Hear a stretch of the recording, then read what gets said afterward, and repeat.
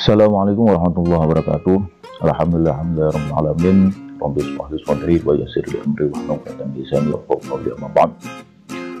Para pendengar, santriwan santriwati yang dimuliakan Allah Subhanahu wa taala, alhamdulillah pada kesempatan insyaallah penuh keberkahan ini izinkan kita sama-sama untuk mengaji, yaitu pada pertemuan pertama insyaallah ini kita akan ngaji daripada ilmu sorot atau tasrif ya.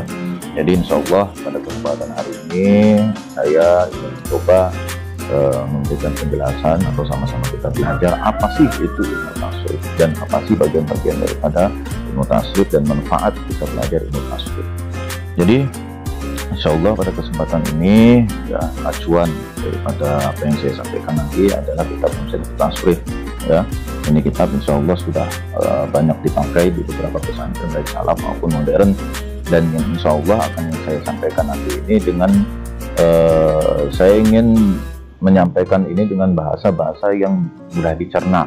Jadi mohon maaf kalau misalkan nanti ada kalimat-kalimat yang memang berbobot segala macam ya. Tujuan saya, harapan saya mudah-mudahan ini tidak hanya kalangan santri saja yang bisa, tapi kalangan di luar golongan santri pun, pelajar-pelajar di sana yang ingin mendalami ilmu tasrif mudah-mudahan bisa sama-sama kita sampaikan itu seperti itu. Jadi langsung saja nabda'u basmalah bismillahirrahmanirrahim. Jadi istilah ilmu tasrif itu yang merupakan sebuah perpindahan dari satu kalimat ke kalimat lain atau perubahan lah bahasanya itu.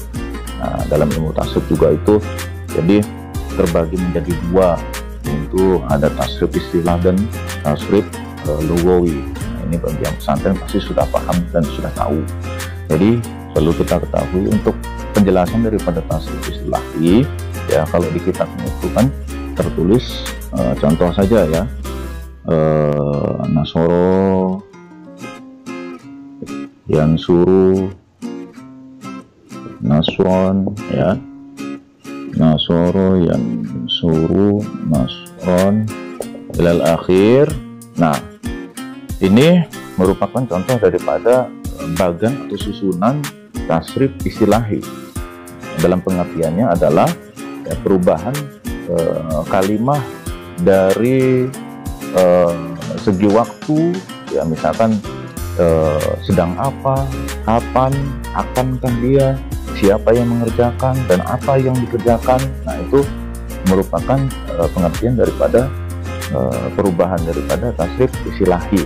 Nasoro, yang suruh, nasron ya. Nasoro ya fi'il madi artinya telah menolong, yang suruh fi'il mudhari artinya akan menolong kan.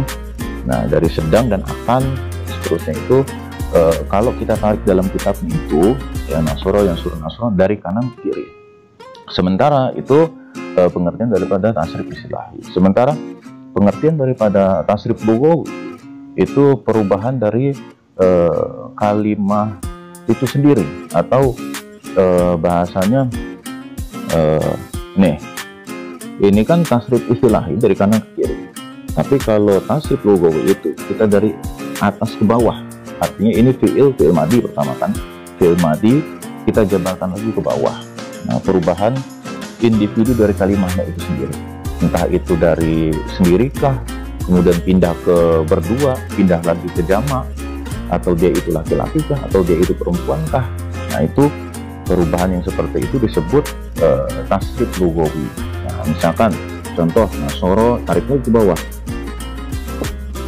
Nasoro, maaf ya ini tulisannya jelek ya. Nasoru ya. Nah, terus ke bawah tarik.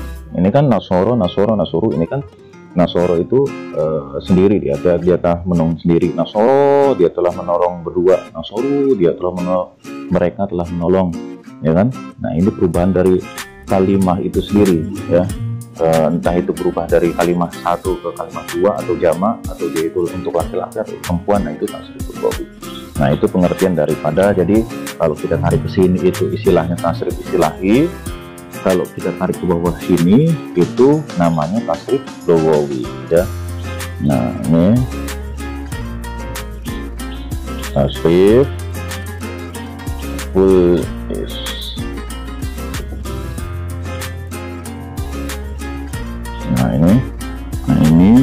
lugawinya ya. Nah, seperti ini aja lugawi. Nah, itu seperti ini. Nah, jadi kalau kita tarik dari sini ke sini itu nasoro yang suruh nasor memansoro bahwa nasiro itu sebutannya tasrif istilah. Tapi kalau nasoro ke bawah, dari perubahan dari kalimat dari fi'il madi, kalimat dari fi'il mudhari ya, masdar taukid, masdar mimi itu ditarik ke bawah, itu tasrif lugawi namanya. Nah, itu cukup sini pengertian daripada tasrif ya. Kemudian kita masuk ke wazan ya. Kenapa kita harus memahami yang namanya wazan? Karena wazan itu merupakan rumus ya, rumus dalam ilmu tasrif yang harus kita tahu ya sebelum melangkah lebih lanjut ya. Jadi istilah wazan itu dalam ilmu tasrif itu timbangan ya, artinya timbangan itu ada patokan atau rumus ya bahasanya. Rumusnya dari sebuah kalimat bahasa Arab itu, satu kalimat satu kata bahasa Arab itu.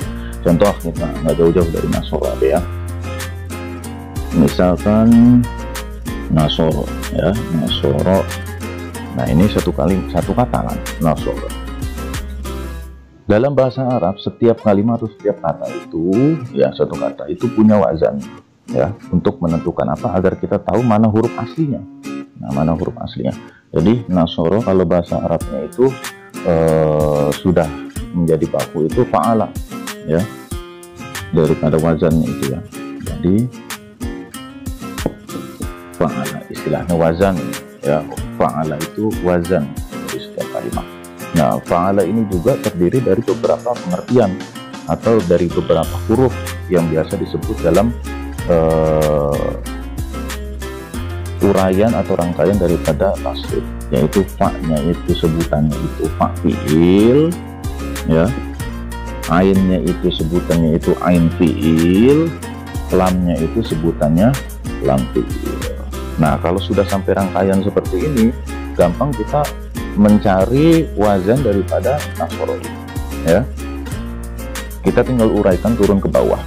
Nun ya, nasoro wazannya fa'ala, berarti nun ini merupakan fa fi'il, shod ini merupakan ain fi'il, ro ini merupakan lam fi'il. Nah, gampang kan, mudah. Jadi kalau sudah tahu ini fa'ala wazannya seperti ini, kumpulan dari fa fi'il, ain fi'il dan lam fi'il, tinggal kita cocokkan ya. Ini kita ambil dari bab 1 sulasi nasoro.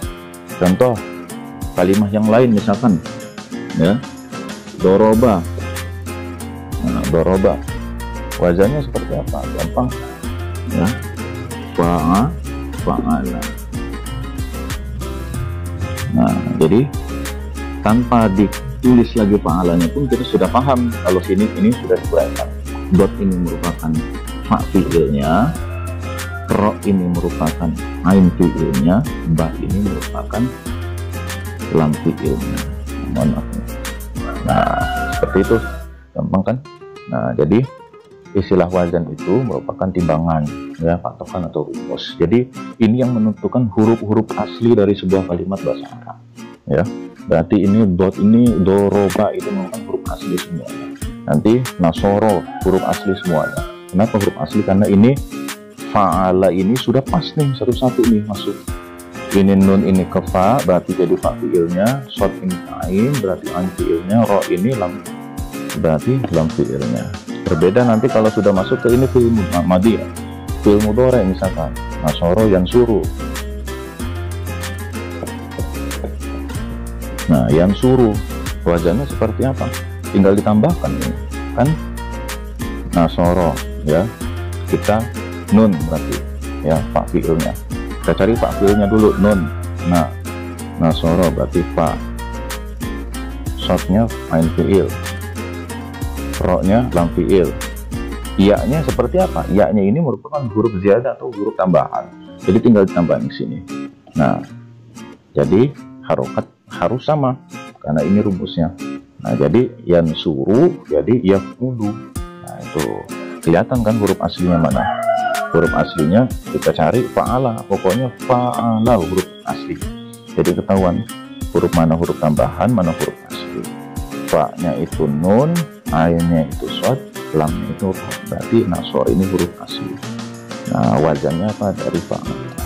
Nah, seperti itu. Nanti tujuan daripada belajar wazan, kita memudahkan kita dalam mencari bahasa Arab, ya, memudahkan kita dalam mencari terjemahan bahasa Arab di kamus-kamus bahasa Arab. Karena biasanya kalau kita cari kalimah dalam bahasa Arab di sebuah kamus itu, kalau yang sudah paham itu pasti mencari fi'il madi, ya, mencari huruf aslinya. Contoh, ya, kalau kita sudah tahu dan paham itu wazan, jadi contoh kalimah maktabun, ya, maktabun ini kan meja, ya.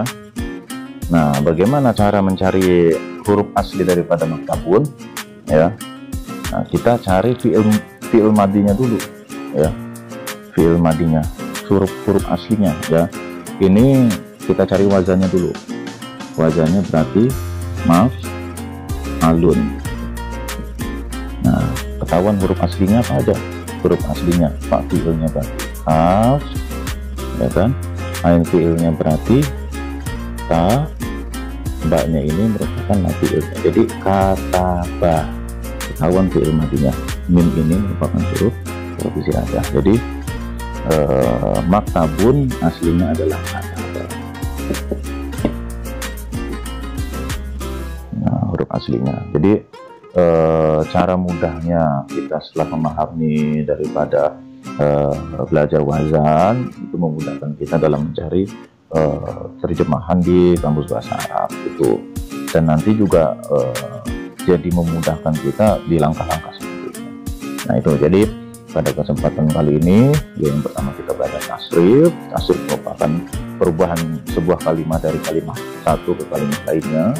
Kemudian tasrif itu terbagi menjadi dua, yaitu tasrif islahi dan tasrif lughawi. Tasrif islahi itu tadi yang disebutkan, ditarik dari kanan ke kiri, ya, perubahan, ya, dari segi sedang atau akan, ya, atau siapa yang mengerjakan, siapa pelakunya, siapa yang melakukan, siapa. Nah, itu perubahan kalimat satu ke kalimat yang lain sifatnya seperti itu. Tapi kalau tasrif lughawi itu ke bawah, yaitu perubahan secara pelakunya, individunya, entah itu satu orang, entah itu berubah jadi dua orang, entah itu tiga orang, ataukah itu laki-laki, ataukah itu perempuan, itu tasrif lughawinya itu. Nah, jadi mudah-mudahan bisa dipahami. Kemudian yang wazan itu, ya, merupakan wazan sebuah timbangan, ya, atau rumus. Jadi contohnya itu tadi nasoro, wazan itu fa'ala, ya. Wazan berarti fa'ala terdiri dari fa'il, ain fi'il, dan lam fi'il. Nah, itu. Jadi kalau dimasukkan tadi kataba, berarti wazannya fa'ala. Karena apa? Karena kafnya ini fa'il, taknya ini ain fi'il, dan baknya ini lam fi'il. Fa'ala kataba. Seperti itu. Mudah-mudahan bisa dipahami semuanya. Tidak ada kesalahan, mohon maaf.